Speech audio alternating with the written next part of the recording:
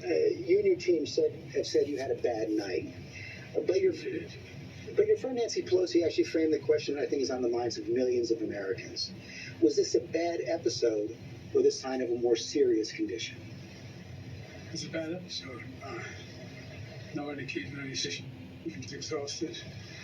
I didn't listen to my instincts in terms of preparing, and I had a bad night.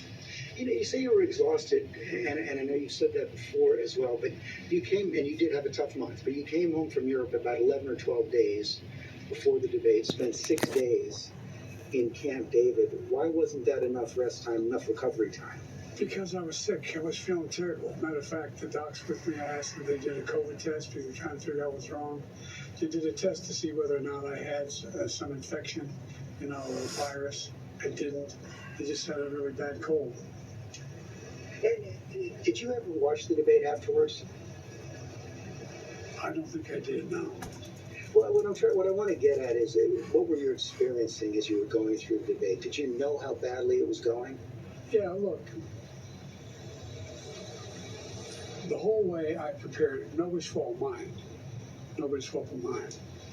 I prepared what I usually would do, sitting down, as I did come back with foreign leaders or the National Security Council, for explicit detail. And I realized partway through that, I get quoted, the New York Times had me down at 10 points before the debate, 9 now, or whatever the hell it is. The fact of the matter is that what I looked at is that he also lied 28 times. The way the debate ran, not my fault, nobody else's fault. No one else's fault. But it seemed like you were having trouble from the first question in, even before he spoke.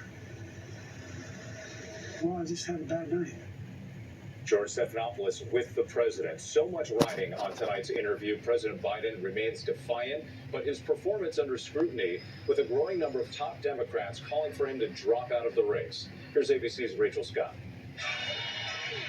On stage in Wisconsin today, President Biden defiant. They're trying to push me out of the race. Well, let me say this as clear as I can. I'm staying in the race.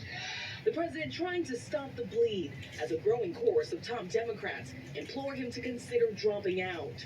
Today, Massachusetts Governor Maura Healey saying, over the coming days, I urge him to listen to the American people and carefully evaluate whether he remains our best hope to defeat Donald Trump.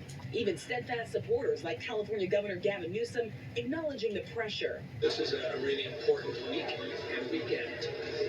None of us are naive. 3 Democratic members of Congress have already called on Biden to quit the race.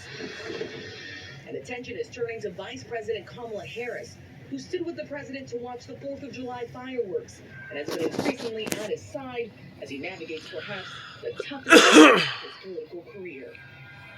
Rachel Scott joining me now. And Rachel, amid all of this, you're now learning another top Democrat, this time trying to organize a group of senators to discuss the path forward. That's exactly right, Whit. We are learning that Senator Mark Warner, who chairs the Senate Intelligence Committee, is working to get a group of Senate Democrats together to discuss President Biden's path forward and whether he should step aside in this race. We are told that Warner has privately questioned whether President Biden can defeat Donald Trump in November. Whit, no Senate Democrat has publicly called on the president to step aside. Biden, of course, served in the Senate for 36 years, but this is a sign that even his former colleagues have doubts with. And as you've noted, critical few days in the campaign. Rachel Scott, thank you. We appreciate it.